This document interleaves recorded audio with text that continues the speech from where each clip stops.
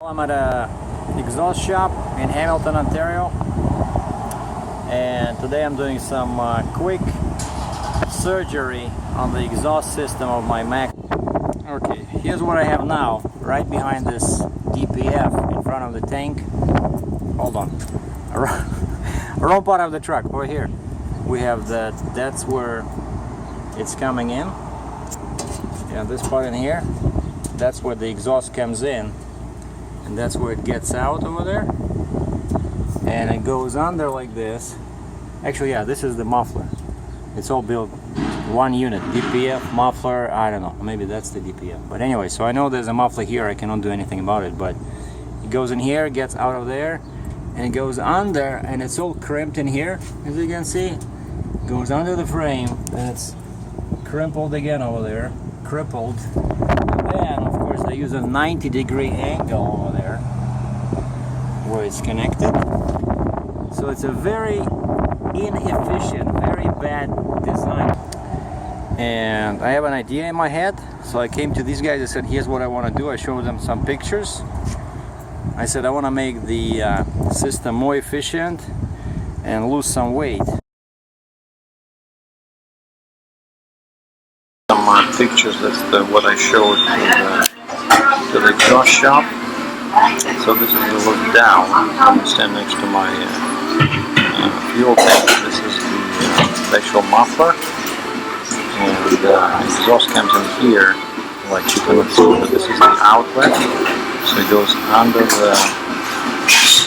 the truck. This is basically the factory way of installing single horizontal exhaust, and the ending looks like this. He said this is kind of like a diffuser. It helps him diffuse the gases, so it's like a big piece of pipe, and he said they can do that. And if you just bolt it under the frame, that's the driver's side fuel tank you see over there. But another angle is this one. That's taken from behind the cab, so that's the driver's side, this is passenger side. Well, 3 hours later, we have this. The main exhaust is disconnected, the in is still there, and the out is there, but now it's a separate pipe, which goes under the frame. And it sits like this.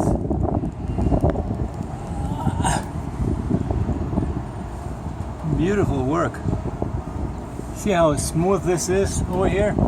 So now the gas will flow much more freely, and it just dropped over there. Oh, and they increased the exhaust, the size of the pipe at the end to dissipate the heat. Wow. So now technically I cannot be friends with people that have dual exhaust only, because if you remember a while ago, that's what I said, right? So I have to revise that. So now I cannot be your friend unless we have 3 pipes. All right, now I gotta go inside and pay, and then get to the dealer and let him take all this shit off. Wow. I want to see how it sounds. I'm pretty sure the sound is going to be awesome. Moment of truth. I'm starting the engine for the first time after the exhaust upgrade. So I'm going to stick my phone in the right window so you guys can hear. Actually, we can hear it from here probably. Okay, starting.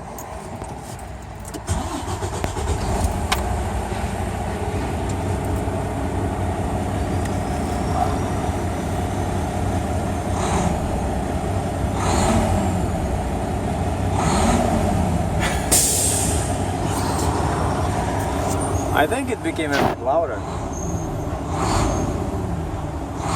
Yeah, because now the sound is coming from underneath, and of course it reflects off the pavement.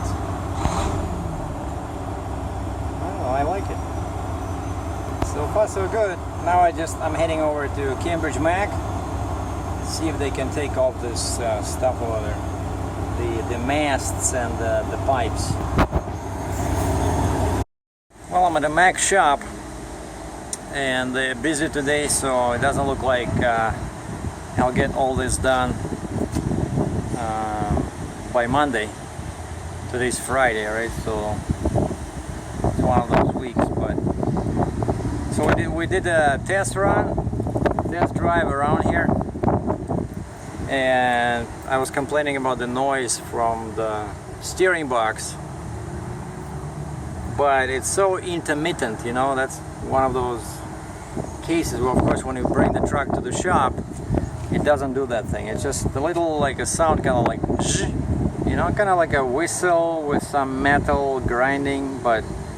And that's number one. So I just asked him to check for leaks under the reservoir. I think there is a slight leak over there, the steering gear liquid reservoir, and then check the height. But just don't change it. I said just use the tool. I have a special tool that can check the height, if the height is proper or not. And then, of course, last but not least, I asked them if they can buy these and maybe give me like a free labor, you know, as long as they keep these, because these are the exhaust shop told me they're worth at least $500, like all these masts, and I got 2 of them on all this piping, right? But the shop is not interested, so it's already disconnected here like I showed before. So they're just gonna get rid of all these pipes and brackets and ask them to fill the holes, because, you know, this is Canada, so in winter I don't want to have these holes. Once they take it off, I don't want them to be open. So I asked them just to put some basic bolts in there, or use some silicone or something. But so basically all this will be gone. So in the back of my truck will look like this. By the way, this 5-ton truck, is this a Mack?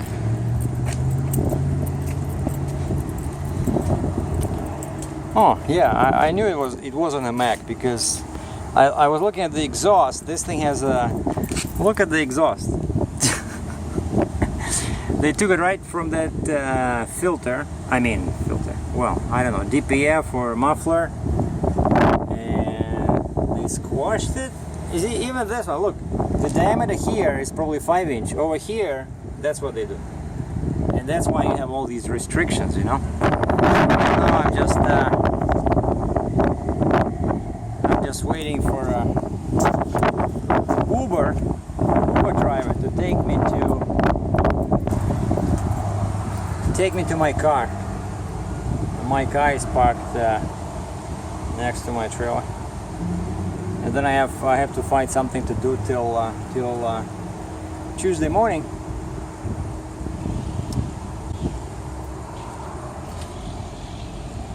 And by the way, one thing I wanted to show you guys is that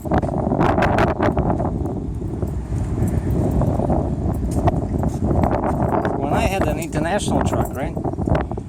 One of the reasons I had a single exhaust, but it was much more massive, like the mast was much bigger, but they thought it was so rusty. I cleaned it a few times. Now look what happens here. Like this truck is what? I got it in November 14. For some reason there's always a lot of rust here, maybe because it flies from the wheels. The same over there. So I don't want this stuff in here. I don't want to see all this rust. And my beautiful new pipe is in here, and it's all aluminum. Look at this beauty.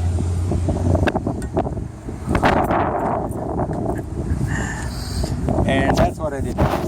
So Friday, my truck went for a knife. Okay, here's my Uber. All right, we'll continue later.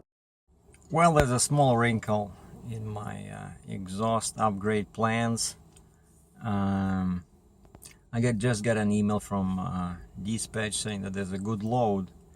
I have to pick up Sunday up north, like north of Toronto, and then going to, you know, to the port in Maryland, or actually no, New Jersey.